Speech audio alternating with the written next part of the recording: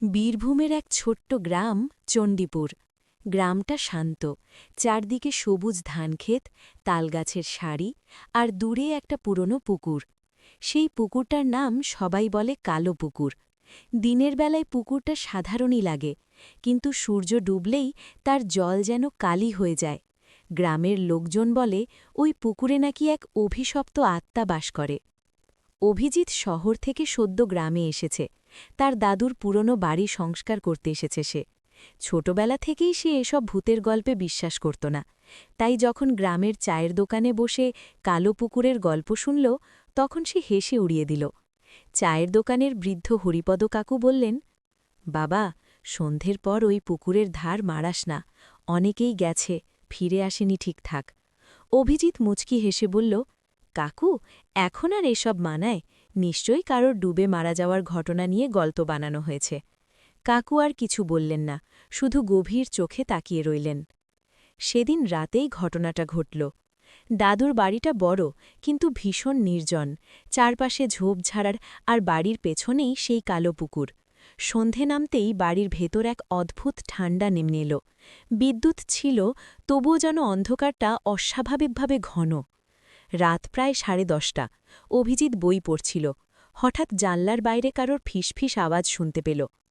এসো, এসো। সে চমকে উঠে জানলার কাছে গেল। বাইরে কেউ নেই, শুধু পুকুরের জলে চাঁদের প্রতিফলন। সে ভাবল হয়তো কল্পনা, কিন্তু 5 মিনিট পর আবার সেই শব্দ, এসো, আমি অপেক্ষায় আছি। এবার শব্দটা স্পষ্ট, যেন এক নারী কণ্ঠ। অভিজিৎ কৌতূহলী হয়ে টর্চ নিয়ে বাইরে বেরোল। ঠান্ডা বাতাস বইছে, চারদিক নিস্তব্ধ। পুকুরের ধারে পৌঁছতেই তার বুক ধরফর করতে লাগল। জলের ওপর কুয়াশা ভাসছে। হঠাৎ সে দেখল পুকুরের মাঝখানে সাদা শাড়ি পরা এক নারী দাঁড়িয়ে আছে। তার চুল লম্বা, মুখটা দেখা যাচ্ছে না। অভিজিৎ চিৎকার করে বলল, কে ওখানে? নারীটি ধীরে ধীরে মাথা তুলল। তার মুখে চোখ নেই, শুধু দুটো কালো গর্ত। ঠোঁট ফাঁক করে সে আবার বলল, এসো। অভিজিৎ পেছনে সরে যেতে চাইল, কিন্তু তার পা যেন জমে গেছে, শরীর অবশ। নারীটি ধীরে ধীরে জলের ওপর দিয়ে ভেসে তার দিকে এগিয়ে আসছে। হঠাৎ পেছন থেকে কেউ তার কাঁধ চেপে ধরল। পাগল হয়েছিস? এখানে কেন এসেছিস? হরিপদ কাকুর কণ্ঠ। তিনি তাকে টেনে নিয়ে বাড়ির দিকে দৌড়ালেন। বাড়ির ভেতরে ঢুকতেই দরজা বন্ধ করতেই বাইরে এক বিকট চিৎকার শোনা গেল, যেন কেউ রাগে গর্জন করছে। অভিজিৎ হাঁপাতে হাঁপাতে বলল, ওটা কি ছিল? হরিপদ কাকু দীর্ঘশ্বাস ফেললেন। অনেক বছর আগে এই পুকুরে এক নববধূ ডুবে মারা যায়। শোনা যায় তার স্বামী তাকে ঠেলে ফেলে দিয়েছিল। সে নাকি প্রতিশোধ নিতে ফিরে এসেছে। যাদের একা পায় তাদের ডেকে নিয়ে যায়।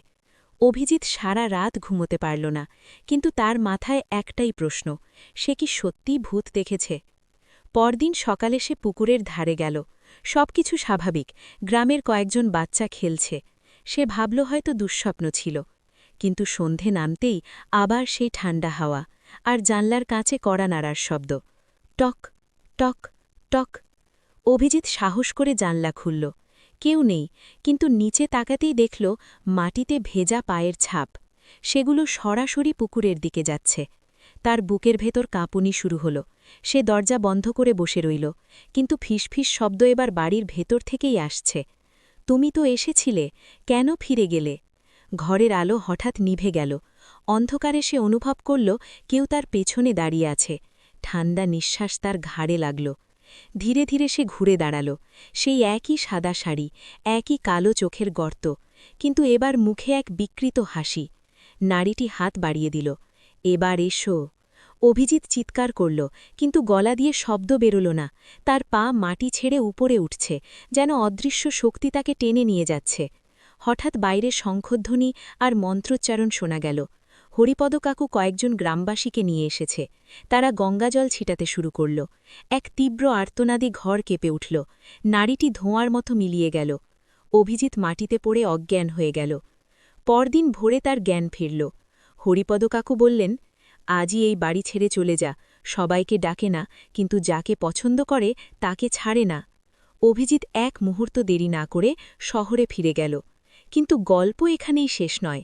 শহরে ফিরে এক রাতে সে স্বপ্ন দেখল, সে আবার কালো পুকুরের ধারে দাঁড়িয়ে। পেছন থেকে সেই কণ্ঠ ভেসে এলো, দূরে গিয়ে লাভ কি, আমি তো তোমার সঙ্গেই আছি। হঠাৎ তার ঘরের মেঝেতে ভেজা পায়ের ছাপ দেখা গেল। অভিজিৎ জানল সে গ্রাম ছেড়েছে ঠিকই, কিন্তু কালো পুকুর তাকে ছাড়েনি। আর সেই রাতের পর থেকে মাঝে মধ্যে তার জানলার বাইরে কড়া নাড়ার শব্দ শোনা যায়, টক টক টক। এখনও কেউ জানে না একদিন সে সেই আহ্বানে সাড়া দেবে কিনা।